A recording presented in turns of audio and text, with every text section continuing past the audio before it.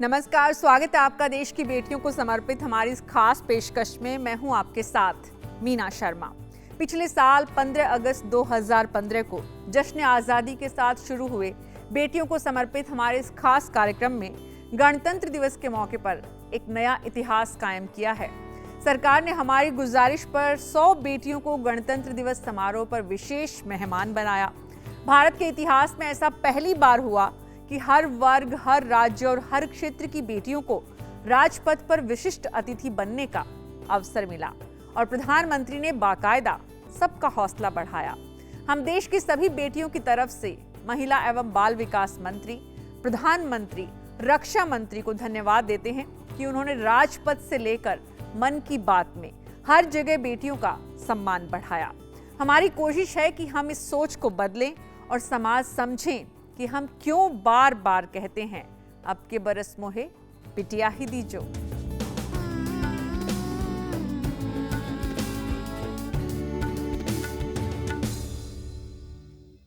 सफल बेटियों की कहानियों को सामने लाने की ये यात्रा हमारी जारी है। बेशक आप सब ने कभी न कभी ट्रेन की यात्रा भी जरूर की होगी और बैरियर में गेटमैन के हाथों हरी लाल झंडी के इशारों को भी देखा होगा। लेकिन आज हम आपको मिलवा रहे हैं देश की पहली महिला गेट वुमेन से। कैसे मजबूरी में पिता के संभाले हुए इस काम को सलमा ने अपनी पहचान बनाया, आप भी देखिए हमारी आज की कहानी में। वो इशारा करती हैं तो पटरियों पर दौड़ती रेलगाड़ी की रफ्तार भी थमती सी नजर आती है। वो लीवर डाउन करती हैं तो रेलवे लाइन के फाटक बंद हो जाते हैं। उनके हाथों में रेलवे ने दे रखी है लाल और हरी झंडियां। इन झंडियों के साथ उनके कंधों पर है वो जिम्मेदारी जिसके भरोसे हर घंटे करीब 10 ट्रेन रेलवे क्रॉसिंग से गुजरती है। इस बेटी का नाम है सलमा।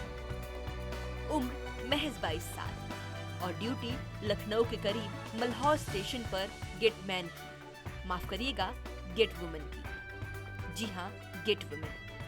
सुनने में अटपटा लगता है क्योंकि सलमा से पहले देश में कोई गेट वुमेन हुई ही नहीं। मैंने ये नहीं सोचा था कि मैं गेट वुमेन यानी गेटमैन की काम करूँगी और मैं फर्स्ट लेडी बन जाऊँगी। मैंने कभी नहीं सोचा था। मैंने ये सोचा था कि कम से कम हर जगह से तो बेहतर है मेहनत करना। छोटी सी उम्र और भारी भरकम जिम्मेदारी, लेकिन न कहीं लगन में कोई कमी, न जोश में। सलमा अपने पिता की जगह गेट वुमेन का काम करती है। पापा मेरे गेटमैन थे। उन्होंने शायद ये सोचा कि कहीं पोर्टर या कहीं और जगह पे मिल जाएगी, ऑफिशियल जगह, लेकिन स्कीम यही थी कि जहाँ पे जिसके पापा हैं वहीं पे नौकरी मिलेगी। तो गेटमैन की जगह पे मुझे मेरी पोस्टिंग हुई। तो मैंने कहा, सब लोग ने कहा कि कहाँ ये लड़की करेगी, कैसे क्या करेगी। तो फिर मैंने ये सोचा कि हाँ, मैंने भी एक बार अपने दिल में कैसे करूँगी, कैसे ये गेट खोलूँगी, कैसे लीवर खींचूँगी। मुझे भी इस चीज़ को बहुत वो होता था। लेकिन खैर फिर धीरे धीरे पापा मेरे साथ रहते थे। वैसे तो सलमा का घर मल्हौर रेलवे क्रॉसिंग से कुछ ही फरलांग की दूरी पर है, लेकिन घर की दहलीज पार कर गेटमैन की केबिन तक पहुंचने का सफर आसान नहीं रहा। एक पिछड़े हुए मुस्लिम परिवार की बेटी ने पिता के इलाज और घर चलाने के लिए हिम्मत जुटाई तो रिश्तेदारों और पड़ोसियों की कानाफूसी और टोका टाकी ने पाँव में बेड़ियां डालने की कोशिश की। लेकिन कुछ कर गुजरना वक्त की जरूरत भी थी और मजबूरी भी। हर काम से बेहतर है मेहनत करना। किसी से फालतू, किसी से अपनी मदद मांगने से बेहतर है मेहनत करके कमाना और खाना। तो मैंने उसी चीज़ पे सिर्फ गौर किया कि मेहनत करना सबसे बेस्ट है और मेहनत करने में कोई बुराई नहीं है। इधर से गुजरने वाले लोग सलमा के साहस की प्रशंसा करते हैं। खुद रेल कर्मचारी यूनियन ने उसे अपने सबसे बेहतरीन कर्मचारी की लिस्ट में शामिल किया। वैसे तो ये बहुत ही कठिन काम है क्योंकि इसमें गेट में पब्लिक को भी जल्दी रहती है जल्दी निकलने की, और ऊपर से क्या कहते हैं गेट भी समय पे बंद करना है, नहीं तो गाड़ी विलंबित हो जाती है। इन दोनों के बीच में दोनों को सामंजस्य बिठाना बहुत बड़ी बात होती है। इस तरह से कभी कभी चूक हो जाने पे गेट भी टूट जाता है। तो इसलिए लेकिन इन्होंने जो इनका है बहुत संयम से काम करती हैं, जिससे दोनों में सामंजस्य बना रहता है, जिससे कि गाड़ियाँ भी विलंबित नहीं हो पाती और पब्लिक को भी कोई दिक्कत नहीं होती है। वैसे तो रेल फाटक पर हम सभी ने न जाने कितने लोगों को काम करते देखा होगा, लेकिन सलमा को देखकर सलाम करने को जी करता है।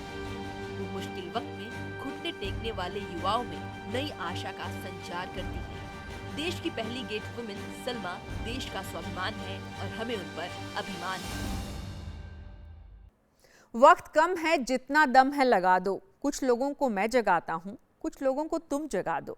एक वक्त था जब बेटियों के लिए सकारात्मक माहौल बनाने की गुजारिश की जाती थी, लेकिन आज की बेटियों ने अपने काम से ये साबित कर दिया है कि धारा का रुख वो अपनी रफ्तार से बदलने का दम रखती है।